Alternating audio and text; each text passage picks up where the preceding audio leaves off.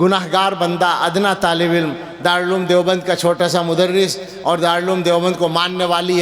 پوری جماعت دنیا بھر میں پھیلی ہوئی، اس فکر پر چلنے والی اور اس فکر سے متفق رہنے والی جماعت، ان سب کی طرف سے ہم اعلان کرتے ہیں کہ ہم اہل بیت کی محبت پر جیتے اور مرتے ہیں۔ ہم اہل بیت کی محبت کا، ان کی پاکیزگی کا، ان کی طہارت کا عقیدہ رکھتے ہیں۔ مجھے آج کے خصوصی مہمان حضرت مولانا محمد سلمان صاحب بجنوری دامت برکاتہم، استاد حدیث دارالعلوم دیوبند اور خلیفہ حضرت مولانا پیر ذوالفقار احمد صاحب نقشبندی دامت برکاتہم سے کہ حضرت والا تشریف لائیں اور صحابہ اور اہل بیت کی عظمتوں اور محبتوں کو ہمارے دل میں پیوست فرمائیں۔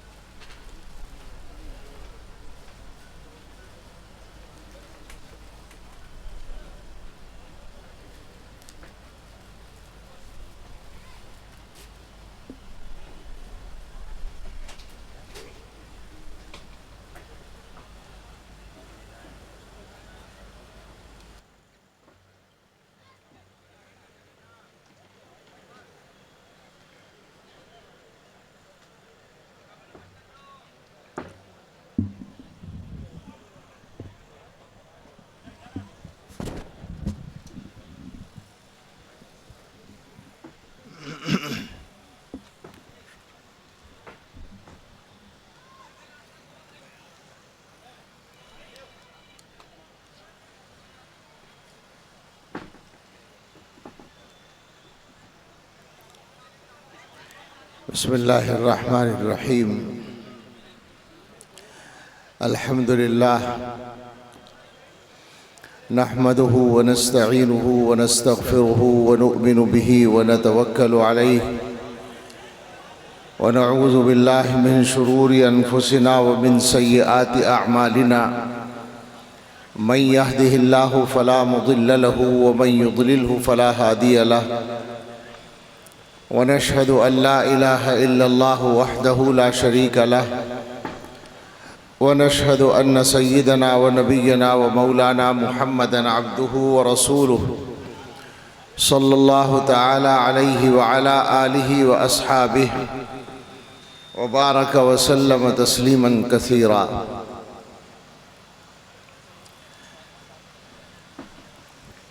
أما بعد فأعوذ بالله من الشيطان الرجيم،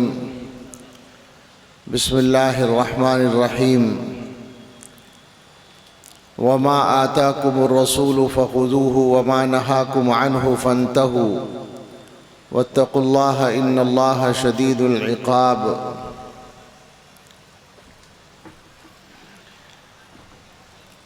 صدق الله العظيم۔ قال رسول اللہ صلی اللہ علیہ وسلم: النجوم امنۃ للسماء فاذا ذهبت النجوم اتى السماء ما يوعد وانا امنۃ لاصحابی فاذا ذهبت اتى اصحابی ما يوعدون واصحابی امنۃ لامتی فإذا ذهب أصحابي أتى أمتي ما يوعدون، أو كما قال عليه الصلاة والسلام۔ اللهم صل على سيدنا محمد وآله وأصحابه وبارك وسلم۔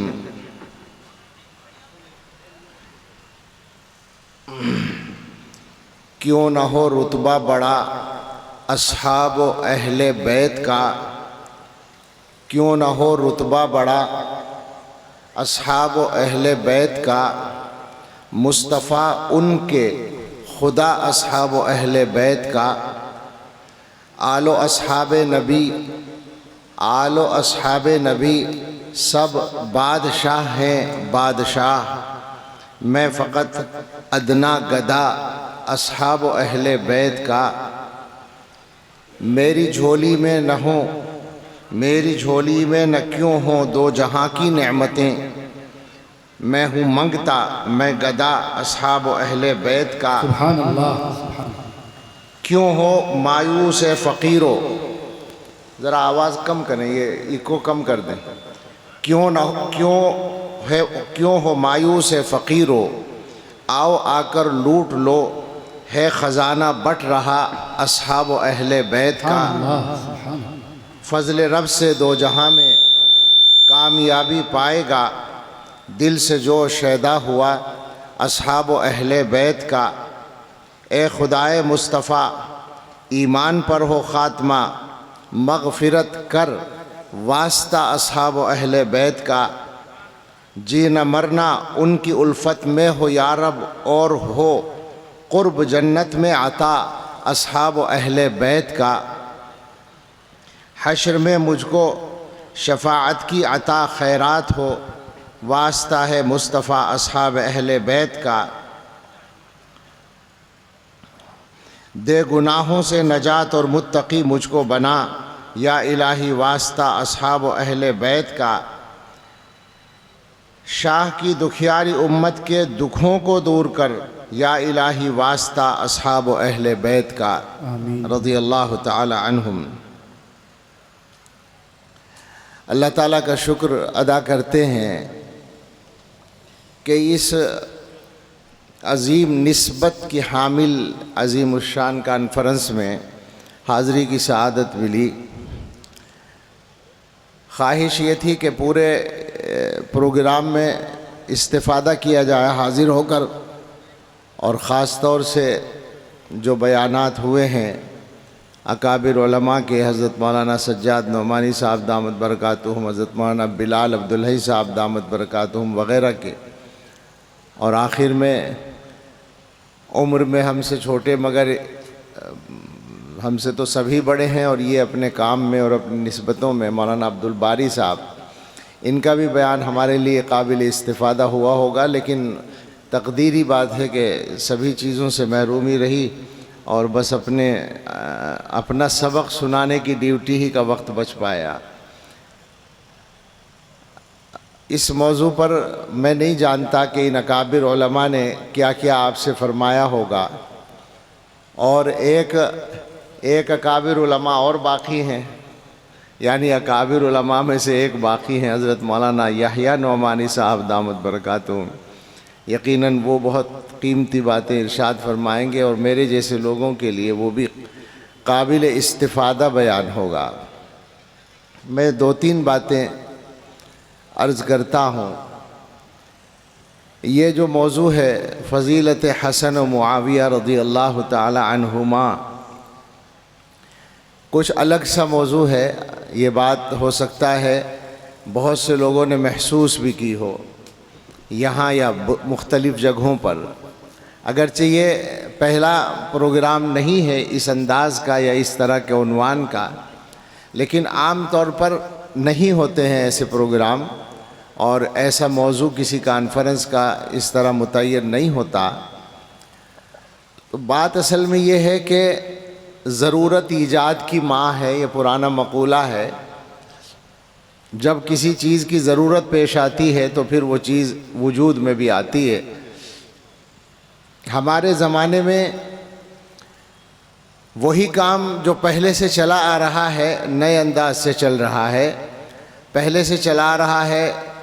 شیطان کے کارندوں اور اس کے نمائندوں کا دنیا کے لوگوں کو ایمان سے اور ہدایت کے راستے سے ہٹا کر جہنم کے راستے پر ڈالنے کا کام۔ اور قرآن کریم میں یہ بات واضح ہے بالکل کہ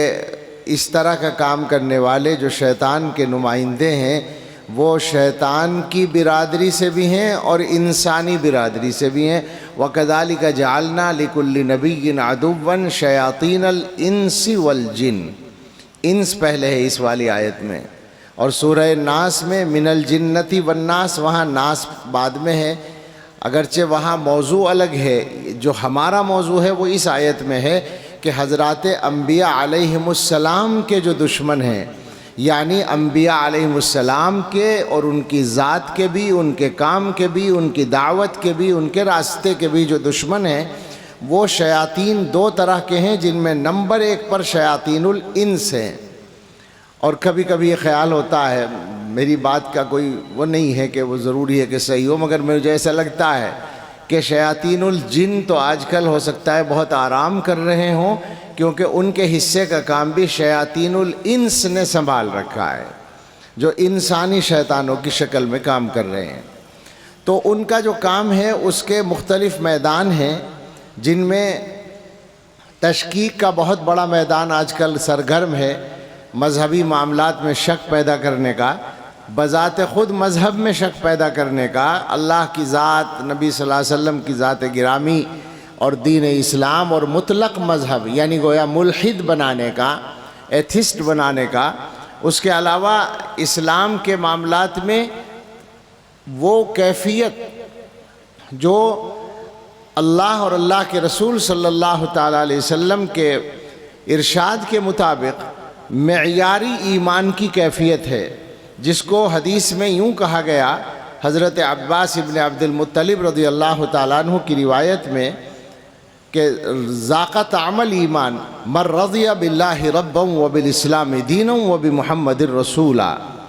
وہ آدمی ایمان کا ذائقہ چکھ لے گا، اسے ایمان کا ذائقہ ملے گا جو اللہ کو رب مان کر پوری طرح مطمئن اور راضی ہو،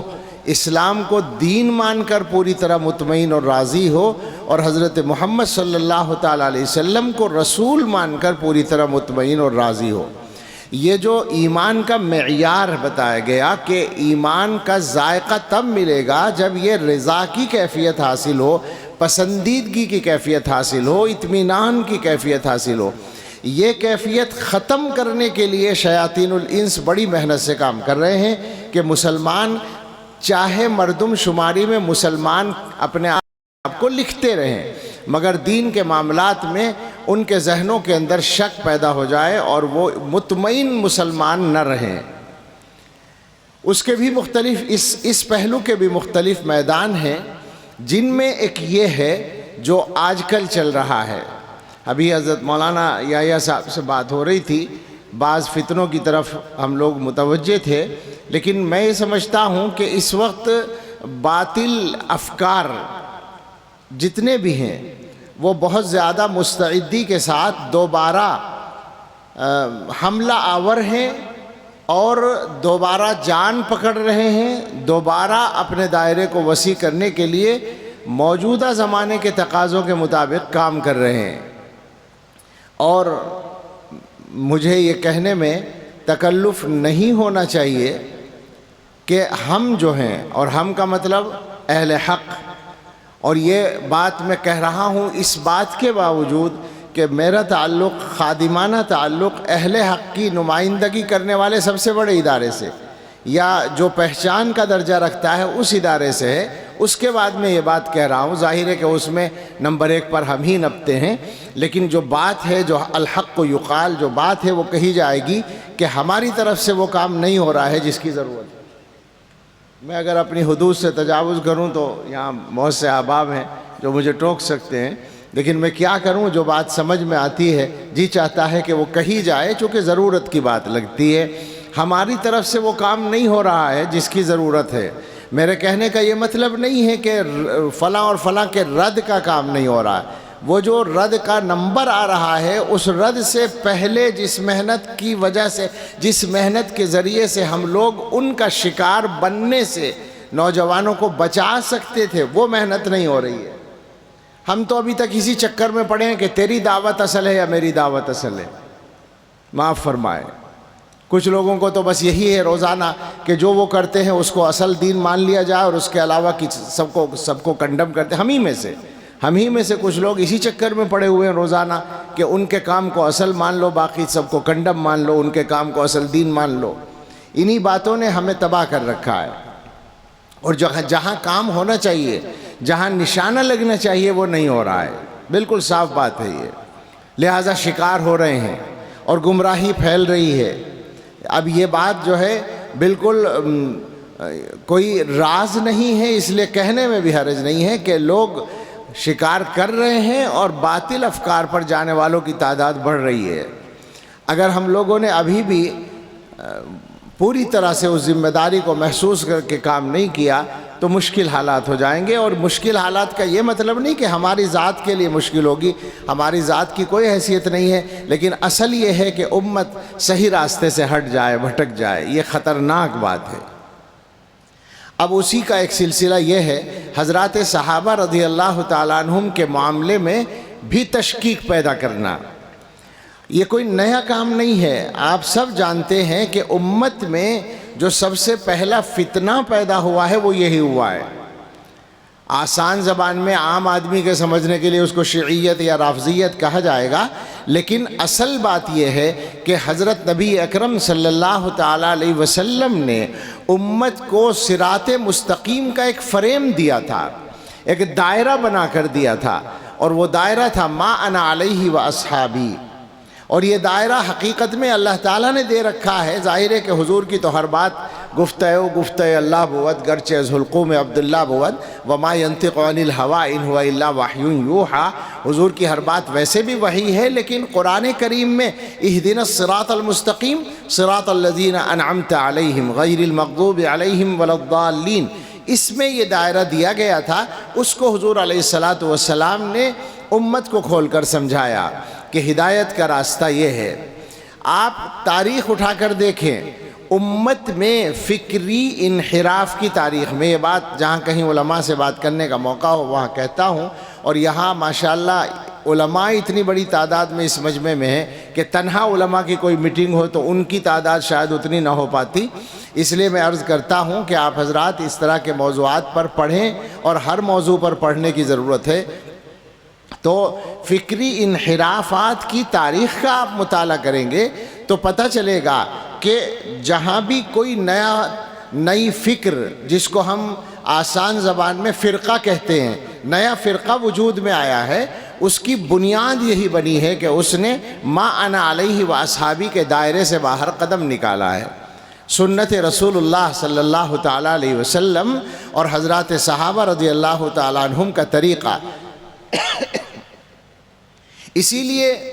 حضرات علماء نے شروع ہی میں حضرات صحابہ کے موضوع پر جب بات کی ہے تو تعجب ہوتا ہے کہ کس انداز سے باندھنے کا ارادہ کیا اور اس کے لیے کام کیا. دور صحابہ ختم ہوتے ہوتے کہہ سکتے ہیں ہم، چونکہ صحابہ کے درمیانی دور میں یا خلافت راشدہ کے نصف کے بعد والے دور میں یہ فتنے پیدا ہونے شروع ہو گئے تھے. آپ کو معلوم ہے حضرت عثمان غنی رضی اللہ تعالیٰ عنہ کے آخری دور میں نصف کے بعد سے، ان کی خلافت کے نصف کے بعد سے،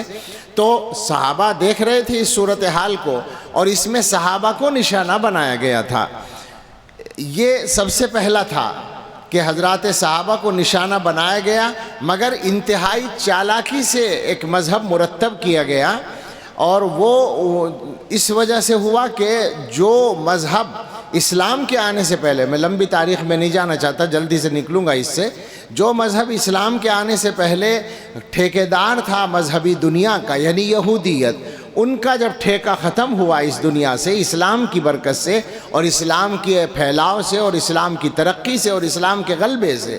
تو انہوں نے یہ سازش کی تھی کہ سیدھے اسلام کو ہم ختم نہیں کر سکتے، لیکن اسلام کی پیٹھ میں چھرا گھونپنے کا ایک راستہ نکال سکتے ہیں. تو انہوں نے نہایت چالاکی سے دو باتیں ایک ساتھ پیش کی. اس میں تھا صحابہ کا بغض یا صحابہ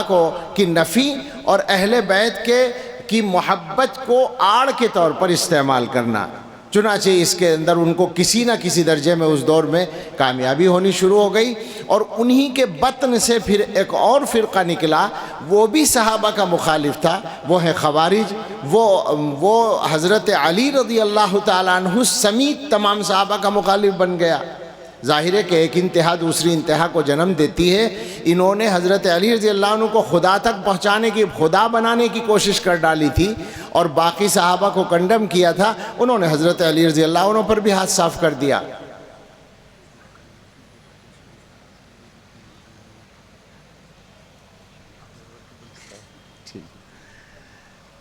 ان کا سفر ہے اس لیے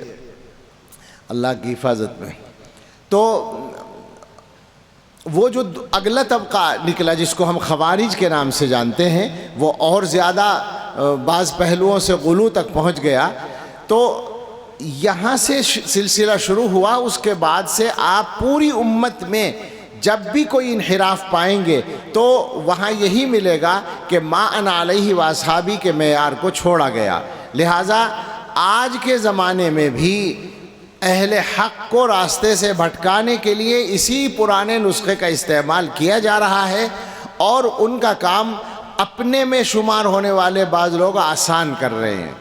خطرناک بات یہی ہے، تکلیف دہ بات یہی ہے کہ آج کچھ لوگ ان کو بھونپوں کے طور پر مل گئے ہیں، جو باتیں علل اعلان کہنے کی ہمت وہ طبقہ نہیں کر سکتا تھا، یہ مولوی لوگ بیٹھ کر وہ کام کر رہے ہیں، وہ باتیں کہہ رہے ہیں۔ اور تشویشناک بات یہ ہے کہ ان کی وجہ سے بھی باقاعدہ گمراہی پھیلنے کا سلسلہ شروع ہو گیا ہے، لوگوں کے ذہن مسموم ہو رہے ہیں۔ آج ہم لوگوں کی علمی اور ایمانی کمزوری، اصل تو ایمانی کمزوری ہے، لیکن اس کے لیے ذریعہ ہوتا ہے صحیح علم۔ تو صحیح علم کی کمی کا یہ عالم ہے کہ عام مسلمان نہیں، جو مدرسوں میں نہیں آیا وہ مسلمان نہیں، بلکہ مدرسوں کے پڑھے ہوئے فضلاء وہ تک صحیح فکر کو سمجھنے کی صلاحیت سے خاصی بڑی تعداد میں عاری نظر آ رہے ہیں، اور وہ بھی گویا ایسے لوگوں کی باتوں کو سن کر بڑی آسانی سے یہ کہنے لگ رہے ہیں کہ صاحب یہ تو حوالوں سے بات کر رہے ہیں۔ وہ مولوی صاحب جو حضرت معاویہ رضی اللہ تعالیٰ عنہ کے بارے میں آج کل باتیں کرتے ہیں، ان کے سلسلے میں آپ لوگوں کے تبصرے دیکھیں تو یہ مدرسوں کے فضلاء کے تبصرے ہیں، سینکڑوں کے اور زیادہ کے، کہ وہ یہ کہتے ہیں کہ صاحب یہ تو حوالے سے بات کر رہے ہیں اور یہ سو مدلل بات کر رہے ہیں۔ ہم نہیں جانتے کہ یہ کتنی کمزوری کی بات ہے، اور میں پھر کہوں گا کہ یہ ہماری اور ہمارے مدرسوں کی کمزوری ہے۔ یہ بات کہنے کی بھی میں ہمت رکھتا ہوں، اس لیے کہ میں مدرسوں کا ایک حصہ ہوں، میں مولوی ابن مولوی ہوں، میں مدرسے کی پیداوار ہوں، اور کم سے کم یہ کہنے میں کوئی تکلف نہیں کہ سب سے بڑے مدرسے میں 32-33 سال سے میں پڑھاتا ہوں، تو میں یہ کہوں گا کہ ہم مدرسوں والوں کے لیے لمحہ فکریہ ہے کہ ہم اپنے بچوں کو، اپنے فضلاء کو اس بنیادی فکر کے بارے میں کوئی صحیح بات، کوئی صحیح معیار ان کے ذہنوں میں راسخ کرنے میں کامیاب نہیں ہے۔ اس کی یہ کیا بات ہے، آخر کہاں کھڑے ہیں ہم؟ یعنی وہ اتنی بات نہیں سمجھتے جو امت میں پہلی صدی میں طے ہو گئی تھی، جس کی طرف میں اشارہ کر رہا تھا، میں اس کو دوبارہ کھل کر صاف کرتا ہوں کہ پہلی صدی میں جو حضرات ہیں تابعین، اور دوسری صدی میں تو اور زیادہ کھل کر، ان سب نے حضرات صحابہ رضی اللہ تعالیٰ عنہم کے مقام کے سلسلے میں ایک احاطہ کھینچ دیا ہے۔ میں نے کئی سال پہلے جب یہ فتنہ اس رنگ میں شروع ہوا تھا تو ماہنامہ دارالعلوم کے اداریے میں یہی عرض کیا تھا کہ امت میں صحابہ کا مقام متعین ہے، اس سے چھیڑ چھاڑ کی گنجائش نہیں ہے۔ یعنی یہ کوئی زیر غور مسئلہ نہیں ہے، یہ قابل غور مسئلہ نہیں ہے، یہ قابل نظر ثانی مسئلہ نہیں ہے، یہ مسئلہ طے شدہ ہے، اور اس کی بنیاد یہ ہے جو ابو زرعہ رازی اور فلاں فلاں محدثین کے اقوال میں ہے۔ میں تو یہ لے کر آیا تھا کچھ حوالے لکھ کر سامنے لا کر، لیکن اس کا موقع نہیں ہے کہ میں ایک ایک چیز تفصیل سے سنا سکوں۔ میں مختصراً عرض کرتا ہوں کہ محدثین میں کئی حضرات کے یہاں یہ بات آپ کو ملے گی کہ وہ لوگ اسلام کو نشانہ بنانا چاہتے تھے، اسلام کو براہ راست نشانہ بنانے میں کامیاب نہیں ہوئے، تو انہوں نے حضرات صحابہ کو نشانہ بنایا، اس لیے کہ صحابہ ہی اسلام کے گواہ ہیں۔ فَأَرَادُوا أَن يَجْرَحُوا شُهُودَنَا، تو انہوں نے یہ چاہا کہ ہمارے گواہوں کو مجروح کر دیں، ہمارے دین کے جو گواہ ہیں، ہمارے پورے دین کو پہنچانے والے جو لوگ ہیں، جتنے بھی اس طرح کے باطل افکار ہیں، سب کا نشانہ آپ کو صحابہ ملیں گے۔ اور اسی وجہ سے ان حضرات نے یہ بند باندھا۔ یہ باتیں کوئی نئی نہیں ہیں، اور میرا خیال ہے کہ اتنے بڑے جلسے میں بار بار تذکرے میں آئی ہوں گی۔ میں اس کو اس پہلو سے ذکر کرتا ہوں کہ آپ ان کو اس طرح سمجھے کہ جیسے ابن مبارک سے پوچھا گیا، دو حضرات کے بارے میں اس طرح کے الفاظ منقول ہیں۔ ابن مبارک سے تو پوچھا گیا ہے کہ معاویہ، حضرت معاویہ رضی اللہ تعالیٰ عنہ افضل ہیں یا حضرت عمر ابن عبدالعزیز رحمہ اللہ تعالیٰ افضل ہیں۔ پوچھنے والے نے سوچا تھا کہ عمر ابن عبدالعزیز متفق علیہ شخصیت ہیں، اگرچہ صحابی نہیں ہیں مگر بالکل صحابہ کا نمونہ مانے جاتے ہیں، اور حضرت معاویہ کی شخصیت مختلف فی ہے، تو ممکن ہے کہ ان کے درمیان موازنہ کرنا صحیح ہو اور پوچھا جا سکے، اس لیے پوچھا۔ تو ابن مبارک کا جواب یہ بتاتا ہے کہ اس زمانے کے تمام اہل حق علماء نے یہ طے کر رکھا تھا اپنی فکر میں اور اپنے ذہن میں، اور یہی گویا امت تک وہ پہنچانا چاہتے تھے کہ نہیں جناب، صحابیت کا جو مقام ہے وہ بالکل محفوظ ہے، لہٰذا حضرت معاویہ کے بدن پر یا ان کے گھوڑے کے بدن پر جو گرد لگی ہے جہاد کرتے ہوئے نبی صلی اللہ علیہ وسلم کے ساتھ، وہ جو ہے عمر ابن عبدالعزیز سے افضل ہے، بلکہ کسی نے جگہ یہ لفظ ہے کہ 1000 مرتبہ عمر ابن عبدالعزیز اب پیدا ہو جائیں اس سے بھی افضل ہے۔ یہ جو الفاظ ہیں کیا بتاتے ہیں؟ خود عمر ابن عبدالعزیز نے جو فرمایا ہے، ان سے پوچھا گیا ہے مشاجرات صحابہ کے بارے میں، تو انہوں نے کہا ہے کہ وہ لوگ چلے گئے، ان سے ان کے اعمال کو پوچھا جائے گا، تم سے تمہارے اعمال کو پوچھا جائے گا، تم اس موضوع پر کیوں پڑھتے ہو؟ یا یوں کہا کہ کسی نے، انہی نے یا کسی اور بڑے نے، کہ وہ ان کے خون کو اللہ نے ہماری تلواروں سے محفوظ رکھا، تو پھر ہم اپنی زبانوں کو ان کے بارے میں کیوں آلودہ کریں؟ اسی لیے امت میں یہ طے کر دیا گیا کہ حضرات صحابہ کا تذکرہ برے طریقے سے نہیں کیا جائے گا۔ بالکل صاف لفظوں میں ہے یہ بات، ہم نے پچھلے مہینے یہ بات عرض کی ہے اپنے معنی مدارالعلوم کے اداریے میں، اور زبانی بھی عرض کی ہے کہ اس غلط فہمی کو ذہنوں سے نکال دیں کہ حضرت معاویہ رضی اللہ تعالیٰ عنہ یا کسی صحابی کے بارے میں آپ کو کتابوں میں لکھی ہوئی کوئی بات مل رہی ہے تو آپ اس کو بیان کرنے کا حق رکھتے ہیں۔ اول تو جو بیان کیا جا رہا ہے وہ عام طور پر شیعوں کی مغلظات، کیا کہنا چاہیے، مغلظات کا لفظ بھی مجھے ہلکا لگتا ہے، غلاظتیں ہیں، سچی بات ہے، لیکن اگر اس میں سے کچھ اہل سنت کی کتابوں میں آپ کو مل گیا ہے تو آپ یہ نہ سمجھیں کہ آپ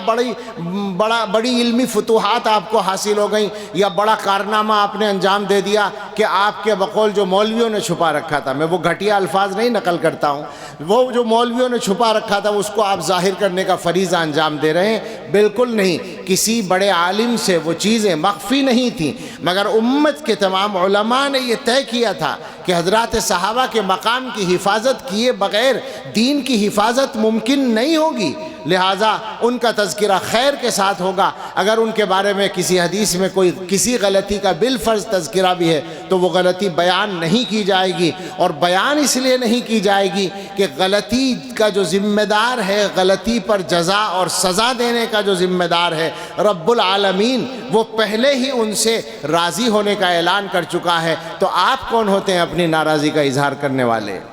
حکیم امت رحمۃ اللہ علیہ کی بات یہاں نقل کی جا سکتی ہے۔ حضرت تھانوی رحمۃ اللہ علیہ نے فرمایا کہ صحابہ کے آپس کے معاملات میں اگر کوئی امت کا عام آدمی کا مطلب وہ سارے مولوی بھی ہیں جو اپنے آپ کو بہت بڑا سمجھتے ہیں، وہ سب مراد ہیں، ما سوى صحابہ مراد ہیں۔ صحابہ کے مشاجرات کے بارے میں اگر امت کا کوئی آدمی گفتگو کرتا ہے تو حضرت تھانوی رحمۃ اللہ علیہ نے فرمایا کہ اس کی مثال ایسی ہے کہ ایک بادشاہ کے بیٹوں میں کوئی اختلاف ہو جائے، یعنی شاہزادوں میں اختلاف ہو جائے اور کوئی بھنگی ان کے بارے میں تبصرہ شروع کر دے تو اس سے کہا جائے گا کہ اپنی حیثیت میں رہو، اپنی حدود میں رہو۔ سچی بات یہ ہے کہ مثال اس سے بھی بڑی بنتی ہے۔ حقیقت یہ ہے کہ ہمارے اور صحابہ کے درمیان اس سے کہیں زیادہ فرق ہے جو ایک بھنگی اور شاہزادے کے درمیان ہے، لہٰذا منہ کھولنے کی گنجائش نہیں ہے۔ اور بڑی طاقت کے ساتھ آج کل سنایا جاتا ہے امام نسائی رحمۃ اللہ علیہ کا واقعہ کہ امام نسائی سے حضرت معاویہ رضی اللہ عنہ کی فضیلت بیان کرنے کے لیے کہا گیا تو انہوں نے کہا کہ صاحب ان کے لیے تو یہی کافی ہے کہ وہ چھوٹ جائیں، برابر سرابر کیا الفاظ تھے وہ، اور اس پر پھر حملہ، اس کی وجہ سے ان پر حملہ ہوا اور اسی میں وہ شہید ہو گئے۔ بالکل ٹھیک ہے، یہ واقعہ اپنی جگہ، لیکن اسی کے ساتھ ساتھ امام نسائی رحمۃ اللہ علیہ کی بات جو علماء نے نقل کی ہے وہ یہ ہے کہ امام نسائی رحمۃ اللہ علیہ سے پوچھا گیا صحابہ کے سلسلے میں، خاص طور سے حضرت معاویہ ہی کے سلسلے میں، یہ الفاظ نقل کیے ہیں تہذیب الکمال سے، شیخ عوامہ کی ایک کتاب ہے اس میں نقل کیے ہیں، ان النسائی سئل عن معاویہ بن ابی سفیان صاحب رسول اللہ صلی اللہ علیہ وسلم، حضرت امام نسائی رحمۃ اللہ علیہ سے حضرت معاویہ ابن ابی سفیان رضی اللہ عنہما کے بارے میں پوچھا گیا، فقال، تو انہوں نے فرمایا، اور یہ ان کا ارشاد بالکل وہی ترجمانی کر رہا ہے جو اس زمانے میں امت کے تمام بڑے فرماتے تھے اور بعد تک یہ اسی پر قائم ہیں۔ فرمایا کہ انما الاسلام کدار لہا باب، اسلام ایک گھر کی طرح ہے جس کا ایک دروازہ ہے۔ فباب الاسلام الصحابۃ، ذرا سمجھیے گا تعبیر کی عمدگی کے ساتھ وہ کیا بتانا چاہتے ہیں۔ اسلام کا دروازہ صحابہ ہیں۔ فمن آذى الصحابۃ انما اراد الاسلام، جس نے صحابہ کو تکلیف پہنچائی اس کا نشانہ اسلام ہے۔ کمن نقر الباب انما یرید دخول الدار، جیسے وہ آدمی جو کسی دروازے کو کھٹکھٹائے تو اس کا مقصد اندر جانا ہے نا، تو صحابہ کے معاملے میں جو بول رہا ہے اس کا مقصد اسلام پر جا کے حملہ کرنا ہے۔ قال، آگے سنیے، یہ امام نسائی کے الفاظ ہیں۔ فرمایا فمن اراد معاویۃ فانما اراد الصحابہ، جس نے معاویہ کو نشانہ بنایا حقیقت میں اس کا نشانہ صحابہ ہیں۔ تو گویا وہ یہ کہنا چاہتے ہیں کہ معاویہ چونکہ صحابی ہیں تو ان کو نشانہ بنانے والا، اس کو میں ذرا اردو میں کر کے کہہ دوں، یہ جو کہنا چاہتے ہیں منشا کیا ہے؟ منشا یہ ہے کہ مطلق صحابہ کے بارے میں بولنے کا آسانی سے منہ نہیں پڑے گا، یا یہ کہ ہمت نہیں ہوگی، تو وہ سوچتا ہے آدمی کہ آسان جو نشانہ اور آسان شکار حضرت معاویہ ہو سکتے ہیں رضی اللہ تعالیٰ عنہ، لہٰذا مطلق صحابہ کے بارے میں بات کرنے کے بجائے معاویہ رضی اللہ عنہ کے بارے میں بات کرتا ہے۔ جب وہ معاویہ رضی اللہ عنہ کے بارے میں بات کرے گا تو آپ سمجھ لیں کہ ایک عام آدمی کو اتنا میسج تو پہنچ جائے گا کہ معاویہ بھی صحابی ہیں، اور صحابی ہونے کے باوجود ان کے اندر یہ اور یہ اور یہ اور یہ عیب ہے۔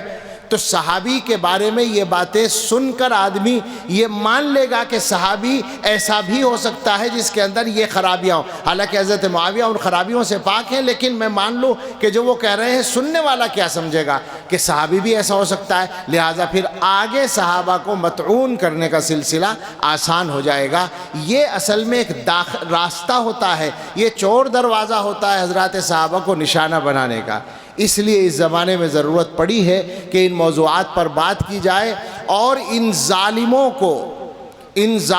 کو جنہوں نے حضرت معاویہ رضی اللہ تعالیٰ عنہ سے صلح کرنے پر ابن رسول اللہ صلی اللہ علیہ وسلم، جن کو حضور نے اپنا بیٹا کہا، جن کو حضور نے سید کہا، حضرت حسن رضی اللہ تعالیٰ عنہ، ہم سب ان پر قربان ہو جائیں، ہمارے ماں باپ قربان ہو جائیں، ان کی شخصیت کو نشانہ بنایا گیا ان ظالموں کی طرف سے، فقط اس لیے کہ انہوں نے حضرت معاویہ رضی اللہ تعالیٰ عنہ سے صلح کیوں کر ڈالی۔ تعجب کی بات ہے، حیرت کی بات ہے۔ آپ اندازہ کریں بغض صحابہ کی انتہا کا، آپ اندازہ کریں کہ جگر گوشے رسول کو، سیدنا حسن ابن علی رضی اللہ تعالیٰ عنہما کو، عجیب باتیں ہیں۔ آپ سوچیں کہ یہ آل رسول اور اہل بیت کا نعرہ لگانے والے، اہل بیت کی محبت کے دعوے کرنے والے، اپنی محبت میں سچے ہیں، اگر ان کو حضرت حسن رضی اللہ تعالیٰ عنہ کے فیصلے سے اختلاف ہے تو یہ سچے کیسے ہو سکتے ہیں؟ ان کے فیصلے پر اعتراض کر کے یہ اہل بیت کی محبت میں سچے کیسے ہو سکتے ہیں؟ بالکل جھوٹے لوگ ہیں۔ ان کے سامنے ہمیں کھول کر یہ بات کہنی ہے کہ سیدنا حسن ابن علی رضی اللہ تعالیٰ عنہما اللہ کے نبی صلی اللہ علیہ وسلم کی کہ جگر کا ٹکڑا ہے، اشبہ برسول اللہ صلی اللہ علیہ وسلم ہے، کیا شاندار محبوب شخصیت ہے ان کی۔ ان ظالموں نے تو ان کے کردار کو بھی مجروح کرنے کی کوشش کی ہے اور ان کے واقعات کو بگاڑ کر پیش کرنے کی کوشش کی ہے۔ کیسی شخصیت ہے؟ صدیق اکبر رضی اللہ تعالیٰ عنہ بیٹھے ہیں اور حضرت علی رضی اللہ عنہ بیٹھے ہیں اور وہاں حضرت حسن ہیں، تو صدیق اکبر مسکرا کر کہتے ہیں کہ یہ تو حضور سے مشابہ ہیں، جناب علی سے مشابہ نہیں ہیں۔ حسن کی شکل تو رسول اللہ صلی اللہ علیہ وسلم سے ملتی ہے، ابا جان سے نہیں ملتی، حضرت علی رضی اللہ عنہ سے۔ اور اس بات پر حضرت علی رضی اللہ عنہ خوش ہو رہے ہیں اور ہنس رہے ہیں۔ ایسی مبارک شخصیت ہے کہ جن کو حضور نے چوما ہے، جن کے سر کو چوما ہے، جن کی پیشانی کو چوما ہے، جن کے رخساروں کو چوما ہے، جن کو گود میں بٹھا کر منبر پر خطبے دیے ہیں اللہ کے رسول صلی اللہ علیہ وسلم نے، اور جن کو چھوٹی سی عمر میں، چند سال کی عمر میں حضور علیہ الصلوۃ والسلام نے جن کو یہ سند دی ہے کہ ان ابنی ھذا سید، یہ میرا بیٹا سردار ہے۔ جناب علی سید کہنے کا موقع اسی سردار کی برکت سے ملا ہے، یہ لفظ ہی ملا ہے ان کی برکت سے۔ جو اپنے آپ کو سادات سادات کہتے ہیں، منہ بھر بھر کہتے، تھکتے نہیں ہیں، ان کو پتہ ہونا چاہیے کہ یہ لفظ سید بھی حضرت حسن کی برکت سے ملا ہے، اور ان کے لیے سید کا لفظ صلح کی برکت سے بولا گیا ہے۔ حضور علیہ الصلوۃ والسلام نے دونوں باتیں ایک ساتھ کہی ہیں کہ یہ میرا بیٹا سردار ہے، اور اللہ امید ہے کہ اس کے ذریعے سے مسلمانوں کے دو گروہ، مسلمانوں کے،